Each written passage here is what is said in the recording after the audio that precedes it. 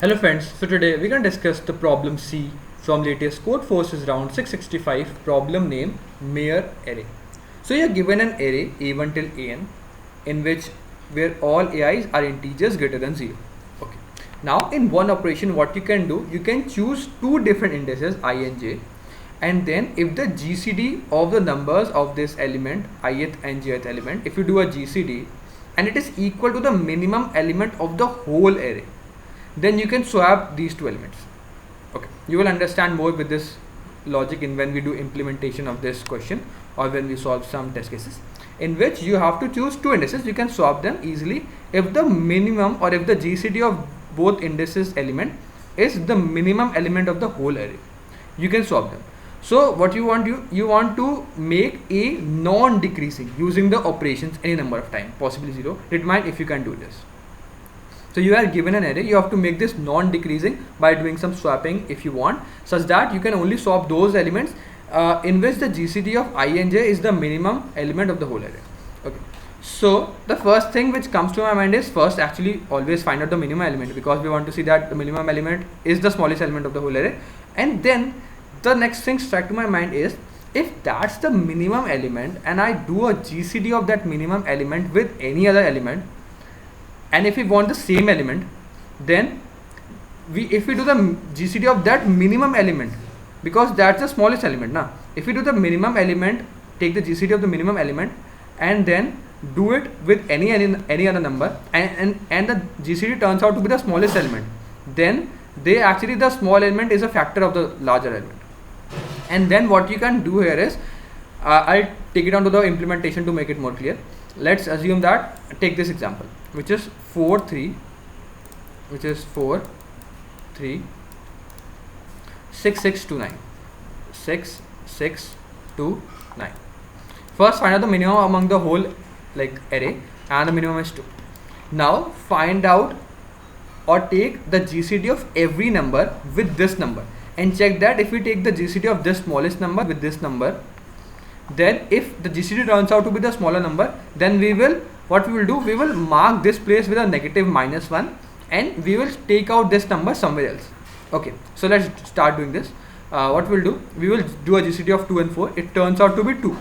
So which means that because if 2 is the smallest number and we will do a GCD of this number, then obviously it turns out to be the smallest number, which means that this is actually a small factor of this number. And then because it turns out to be 2, what we will do, we will mark this number as -1 and we will store 4 somewhere else. Then we will do a GCD of 3 and 2. Then this is not equal to like the smallest number GCD, because it will give a number 1, and 1 is not present in this array. This is not the smallest number. So what we cannot actually shift this, we cannot swap them with any number, because if we take 3 and 6, then it will give the GCD equal to 3. Okay, but this is not the smallest number. The smallest number is 2, so we cannot swap them. So we will place this at this position only. If we do a GCD of 6 and 2, then what we can see here is we can swap them. Okay, so we can swap these numbers. So we will place -1 here, and then what we can do, we will put 6 somewhere else. Then again we'll do a GCD of 6 and 2. We'll put 6 here, -1 here. Then we will do a GCD of 2 and 2. It is again, and we will put 2 here, and then 9 cannot be taken out, so it will be here. So this means that these defines an empty space, which actually means that, see, if we take out these numbers, these are the position or the numbers we can swap, because you can take any two indices of these numbers and you can swap them out. So which means that if you take any two numbers, you can easily, and there is no restriction on how many numbers of swap you can do. So what you can do here is, you can easily take out these numbers and you can switch around these positions. I hope you understand. If you take out these numbers only, and if you switch around these positions, you can only sort these numbers. You cannot touch the other numbers. If you can sort these numbers, then take out these numbers and then sort them. If you sort them, it will become 2 4 6 6.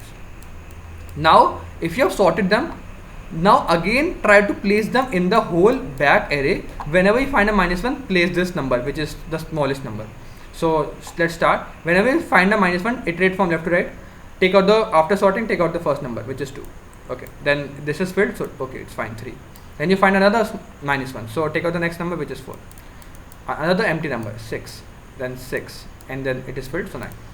So now after filling this, you can check that whether after doing these number of operations, whether this array has become like sorted or not. If it has become sorted, actually yes, it has become sorted. So then this is true, that you can take out some numbers, swap them out, and then it will become sorted. So that's the whole logic for this question.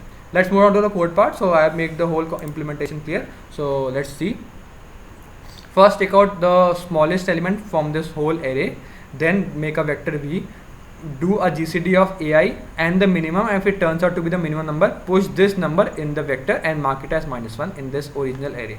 Then sort this out, then make a pointer j which actually moves along this j will tell us the move along this number. Whenever we find a small -1, we will take this jth number, put this here, and move our j somewhere front. Okay, and that's what we will do. Then we will make our j equal 0. We will iterate over the whole numbers. Whenever we find a -1, we will make our ai equal to vj and increment our j. And then after that, we will check that whether our whole array will become sorted. If it becomes sorted, if it don't become sorted, we will return no, that we cannot make it sorted even after these operations. If it becomes sorted, we will return yes. I hope you understand the logic as well as the code. If you still have any doubts, please mention down. Thank you for watching this video. If you like this video, please hit the like button, subscribe to my channel. I'll see you in the next one. Keep coding. Bye.